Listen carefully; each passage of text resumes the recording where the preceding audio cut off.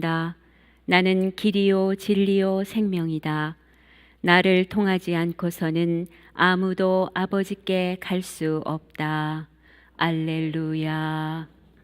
주님께서 여러분과 함께 또한 사제의 영과 함께 루카가 전한 거룩한 복음입니다. 주님 영광 받으소서. 그때 헤로데 영주는 예수님께서 하신 모든 일을 전해 듣고 몹시 당황하였다. 더러는 요한이 죽은 이들 가운데에서 되살아났다 하고, 더러는 엘리야가 나타났다 하는가 하면, 또 어떤 이들은 옛 예언자 한 분이 다시 살아났다 하였기 때문이다. 그래서 헤로데는 이렇게 말하였다. 요한은 내가 목을 베었는데 소문에 들리는 이 사람은 누구인가? 그러면서 그는 예수님을 만나보려고 하였다. 주님의 말씀입니다. 그리스도님 찬미합니다. 평화를 빕니다. 평화를 빕니다. 오늘 코엘렛은 모든 것이 허무하다라고 이렇게 노래하고 있습니다. 어떻습니까? 우리 신자 여러분들 모든 것이 허무합니까? 예, 모든 것이 허무다라고 노래하고 있는데 이제 뭐 여기서는 가을 분위기가 아직 잘 안 나는데 9월 달이 되면 한국에서는 이제 서서히 가을로 접어들면서 단풍이 들죠. 나뭇잎이 이제 빨갛게 물들고, 이렇게 물든 나뭇잎은 곧 말라서 이제 땅에 떨어지게 되는 것이죠. 그래서 이런 계절이 오면 이렇게 앙상한 나뭇가지를 보면서 이제 좀 감수성이 풍부한 사람은 참 사는 게 허무하다라는 그런 말들을, 또 그런 생각을 하게 되는 것이죠. 오늘 우리가 읽은 코엘렛은 이스라엘 임금이 쓴 글입니다. 1장 12절에 보면 나 코엘렛은 예루살렘에서 다스리던 이스라엘의 임금이었다라고 말하고 있습니다. 그는 자신이 가진 부귀 영화가 덧없다는 것을 고백하고 있죠. 그것은 지속되는 세상에서 한순간일 뿐이라는 것이고, 자신은 언젠가는 죽고 마는 인간이라는 것입니다.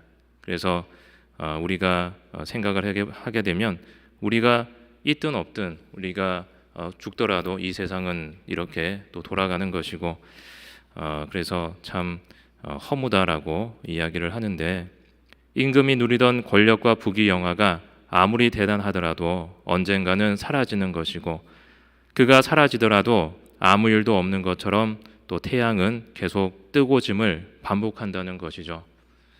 이럴 때 우리는 여태까지 우리가 무엇을 위해 살았나, 또 어떻게 살았나 하는 것들을 생각해 보게 되는 것이죠.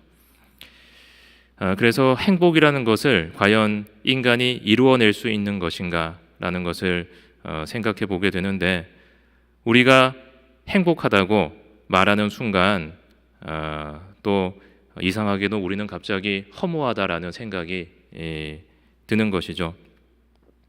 그래서 인생에 성공한 사람이든 실패한 사람이든, 그리고 부자든 가난한 사람이든 참 인생 참 허무하다라고 말하게 되는 것 같습니다.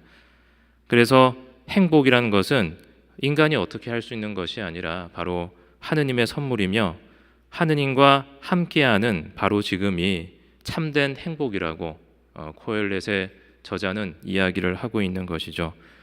왜냐하면 하느님과 함께하는 순간 안에는 바로 인간이 스스로의 힘으로 가지지 못하는 그러한 것들, 영원히 담겨 있기 때문입니다. 오늘 헤로데 왕의 모습에서도 그러한 사실을 알 수가 있습니다. 자신의 권력을 위해서 요한을 죽이고서도 그의 마음은 항상 불안한 것이죠. 그래서 여기저기서 들려오는 소문에 흔들리게 됩니다. 심지어 그는 예수님이 되살아난 요한이라는 소문을 듣자 예수님을 보기를 원하는 것이죠. 참 이상하죠. 자신이 요한을 죽이고 나서도 그 소문을 듣자 다시 예수님을 보기를 원합니다. 자신이 요한을 죽인 것도 아랑곳하지 않은 채 자신의 불안을 잠재워줄 어떤 그러한 기적만을 또 보기를 원하는 것이죠. 자신의 어떤 죄라는 것을 생각하기보다는. 그래서 우리의 마음도 마찬가지죠. 여러 걱정 때문에 우리의 마음은 현재에 머물러 있지 못합니다. 그래서 기도도 잘 되지 않죠. 어떨 때는 허무하다라고 생각을 하면서도 또 근심 걱정 때문에 이 밤잠을 설치기도 합니다. 오늘 강론은 김연준 신부님이 쓴 주님 당신이시군요에서 인용한 부분으로 마치기로 하겠습니다. 이 세상을 살다 보면 기도가 안 될 때가 있습니다. 여태 잘해오던 묵주기도가 안 되고 성모송 한 번을 외우기 힘들 때가 있습니다. 그 잘 읽히던 성서가 한 구절도 안 읽힐 때가 있습니다. 사람이 너무 힘들고 너무 고통스러우면 기도도 안 되는 법입니다. 그럴 때 방법이 있습니다. 그럴 때는 기도하지 마십시오. 단지 걸음을 걸을 수만 있으면 됩니다. 그냥 감실 앞으로 걸어오기만 하세요. 그리고 지금의 내 모습을 보이면서 한마디만 하면 됩니다. 예수님, 당신이 사랑하는 사람이 죽어갑니다. 알아서 하십시오. 라고 고백만 하면 됩니다. 예수님은 우리를 도와주지 않고는 견디지 못하십니다. 예수님은 눈먼 사랑을 하시기 때문입니다. 우리는 죄를 지으면 그냥 숨어버립니다. 이러면 안 됩니다. 예수님, 당신을 믿습니다라고 하려면 나의 허물까지도 다 받아준다는 믿음이 있어야 합니다. 우리가 하느님께 봉헌한다는 것은 좋은 점만 봉헌한다는 게 아닙니다. 나의 허물, 나의 약점까지 다 포함하는 것입니다. 내가 너무너무 힘들 때, 지치고 괴로울 때 내 모습을 보여주기만 하면 눈먼 사랑을 하는 그분이 도와주십니다. 내가 매달리는 한 그분은 거절할 수 없습니다. 이것이 예수님의 치명적인 약점입니다. 아멘.